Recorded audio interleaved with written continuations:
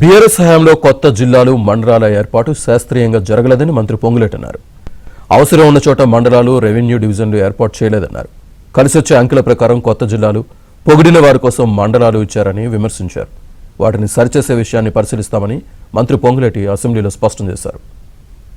ఆనాటి ప్రభుత్వం రాష్ట్ర విభజన జరిగిన తర్వాత ఈ మండలాలు కొత్త మండలాలు చేసే విషయంలో కానీ కొత్త జిల్లాలు చేసే విషయంలో కానీ సైంటిఫిక్గా చేయని కారణంగా ఏదో మొక్కుబడిగా వారికి మ్యాజిక్ ఫిగర్ రావాలనో వారికి కలిసొచ్చే అంకె ప్రకారంగానే జిల్లాలు చేయాలనో వారికి పొగిడే వారికి ఒక మండలమో పొగిడిన వారికి ఒక జిల్లానో విడదీయాలనో రకరకాల ఆలోచనలతో ఆనాటి ప్రభుత్వం చేసిన మాట కొన్ని నిజం అధ్యక్ష.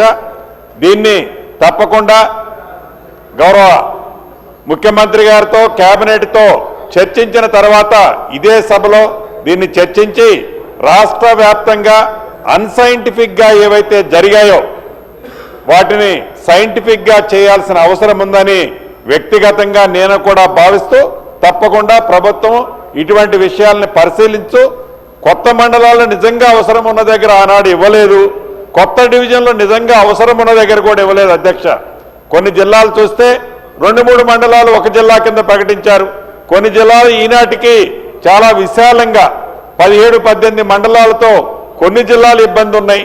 డెఫినెట్గా వీటన్నిటి మీద కూడా ప్రభుత్వం పరిశీలించి ఒక నివేదికను తెప్పించుకొని ఈ శాసనసభలో చర్చించి నిర్ణయం తీసుకుంటడం జరుగుద్దని తమ ద్వారా గౌరవ సభ్యులకి రాష్ట్రంలో ఉన్న ప్రజలు కూడా కోరుకుంటున్నారు అధ్యక్ష. వారికి కూడా ఈ వేదిక ద్వారా తెలియజేస్తున్నాను. తెలంగాణలో అసెంబ్లీ సమావేశంలో ఎలక్ట్రిక్ వాహనాలపై చర్చ జరిగింది. పర్యావరణ రహితంగా తెలంగాణను మార్చేందుకు ఎలక్ట్రిక్ వాహనాలను అందుబాటులోకి తీసుకొస్తున్నామని మంత్రి పొన్నం అన్నారు. హైదరాబాద్ ఎయిర్ క్వాలిటీ ఇండెక్స్ కూడా బాగుండాలన్న తెలంగాణ మొత్తం ఇప్పటికే మనం 100 దాటిపోయి దాదాపు ఒక్కొక్కసారి 200 పోతా ఉన్నాం అధ్యక్ష.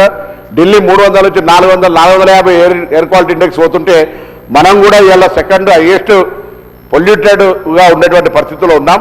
తప్పకుండా దాన్ని నివారించాలంటే ప్లాంటేషన్తో పాటుగా ఈ విధంగా ఈవీ కానీ ఎల్పిజి కానీ సిఎన్జి కానీ మన వాహనాల వైపు తీసుకుపోవడంతో పాటుగా కాలుష్య నివారణకు సంబంధించిన చర్యలు కూడా తీసుకునే ప్రయత్నం జరుగుతుంది.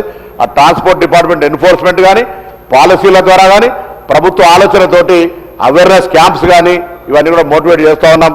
తప్పకుండా మరి ఆ కంపెనీస్ కూడా ప్రభుత్వ ఉద్యోగులకు అవకాశం 20% ఎగ్జంప్షన్ వాళ్ళకు రేట్ లోపల డిడక్షన్ చేసి ఇచ్చేసి గవర్నమెంట్ ప్రొక్యూర్మెంట్లో కూడా ఈవీ తీసుకొని ప్రశ్నలు వేసిన గౌరవ సభ్యులందరూ కనీసం వాళ్ళన్న ఈవీ వెహికల్స్ అందరూ తీసుకునే విధంగా లేకపోతే గౌరవ ఆర్థిక మంత్రి ఉప ముఖ్యమంత్రి గారు కోరుతున్నాం.